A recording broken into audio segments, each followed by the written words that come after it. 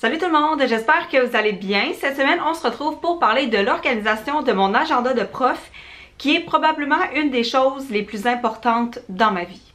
Pour vrai, si vous me demandiez de choisir un item dans ma vie sans lequel je ne peux pas vivre, j'hésiterais beaucoup entre mon cellulaire et mon agenda de prof. Je vais commencer par vous le présenter. Donc le voici, mon bel agenda avec un renard dessus. Vous devez savoir que c'est une de mes collègues qui les fait. Donc elle produit le document en PDF, elle nous l'envoie.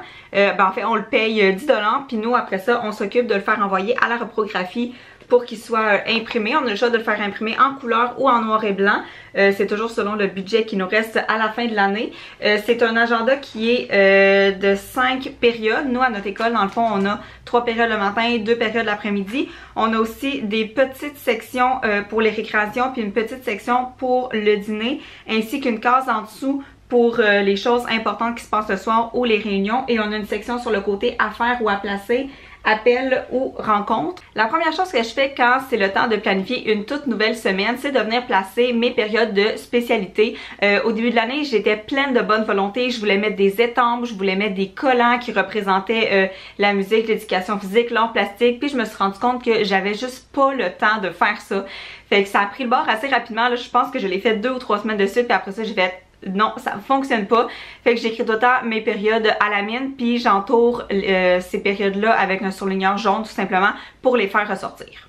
Ensuite de ça, je viens placer mes surveillances. Ça, c'est surtout au début de l'année, juste le temps de m'approprier mon horaire de surveillance parce que rapidement, je suis capable de m'en rappeler moi-même, mais je les indique avec une ligne de surligneur rose dans mon agenda. Puis je me suis aussi rendu compte que c'était pas l'endroit idéal pour indiquer les surveillances parce que mon agenda, je ne l'ouvre pas du tout durant la journée à l'école. En fait, je l'ouvre le matin, je regarde ma journée et je le referme puis je le mets sur le coin de mon bureau ou même dans mon sac. Fait que le meilleur endroit pour écrire mes surveillances, en réalité, c'est dans mon menu du jour directement au tableau. Comme ça, si j'oublie, mes élèves peuvent m'aider à m'en rappeler. C'est maintenant le temps de planifier les matières à enseigner et ce que je mets toujours à l'intérieur de mes petites cases, c'est d'abord le nom de la matière. Donc j'écris tout le temps mathématiques, français, sciences, univers social, ECR, blablabla, peu importe. Et en dessous, je vais venir mettre les détails de cette période-là parce que j'ai connu des profs qui écrivaient juste français, maths, sciences et qui, l'année suivante, voulaient se référer à leur agenda puis qui avaient aucune espèce d'idée de ce qu'ils avaient fait durant cette période-là. Fait que moi, j'essaie de m'écrire le plus de détails possible en mots-clés pour que je puisse m'y référer les années suivantes pour savoir, ça a pris combien de temps à faire mon projet sur les pirates ou ça a pris combien de temps à enseigner le diagramme circulaire l'année passée. Fait que là, je peux aller jeter un coup d'œil dans mon agenda. Tout est clair, donc il y a toujours le nom de la matière et des détails en mots-clés en dessous pour savoir qu'est-ce que j'ai fait pendant cette période-là. Puis si jamais il y a des changements à l'horaire, je prends toujours la peine de venir le changer dans mon agenda parce que je veux savoir les années suivantes, quand je vais me référer à mon agenda, exactement comment ça s'est passé. Puis si je laisse mes périodes telles quelles comme je les avais planifiées, ça me donne une mauvaise idée de ce qui est arrivé en réalité. Fait que je viens toujours changer, je viens toujours écrire, finalement ça a pris 1h30, ça finalement j'ai pris une période de plus ou telle activité je l'ai annulée finalement, je l'ai déplacée. Je viens tout le temps réajuster mon agenda après coup.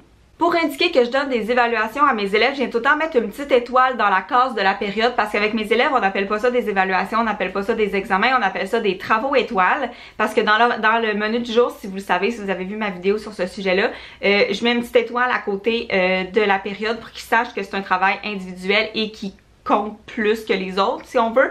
Fait que je fais la même chose dans mon agenda puis je me mets une petite étoile. Sur le côté de notre agenda, on a une section sur la page de droite qui est écrit affaires à placer puis appel important, mais moi je tiens vraiment pas compte de ces sous-titres-là. En fait, comment j'utilise cette section-là, c'est que j'écris tout ce que j'ai à faire durant la semaine, tout ce que j'ai à enseigner. Fait que par exemple, je vais écrire 3 heures en mathématiques, multiplication, nombre décimaux, 3 heures d'écriture en français, 1 heure de CR, 1 heure d'univers social. Je vais tout m'écrire ça là, puis après ça, je peux venir placer ça dans mon horaire, puis pour vrai, ça c'est ma partie préférée. C'est comme un casse-tête de tout placer puis de se dire, ok, qu'est-ce qui est mieux d'enseigner le matin, qu'est-ce que je suis mieux de mettre l'après-midi, ok, des fois j'ai une TES qui vient en classe, fait qu'est-ce que je suis mieux d'enseigner à cette période-là quand j'ai de l'aide en classe, quand j'ai mes élèves qui sont en orthopédagogie. Fait que c'est comme tout un casse-tête là, mais moi j'aime vraiment ça, cette partie-là. Pour ce qui est de ma liste de choses à faire un petit peu plus générale, je me suis rendu compte que j'utilisais vraiment beaucoup trop de post-it. Donc ce que je fais depuis quelques mois déjà, c'est que j'utilise un cahier Canada puis chaque page c'est une semaine. Donc chaque fois que j'ai une tâche à faire, je l'écris puis j'ai vraiment tendance à oublier beaucoup de choses. Fait que si je note pas dans mon cahier, c'est sûr que la tâche sera pas faite. Fait que j'écris vraiment tout. J'ai une section école, j'ai une section YouTube, j'ai une section personnelle, puis j'écris absolument toutes les tâches que j'ai à faire durant la semaine. Puis si j'ai pas réussi à les accomplir, ben ils vont se transférer sur la page suivante. Puis souvent, je vais mettre des petites étoiles à côté des tâches qui sont un petit peu plus importantes.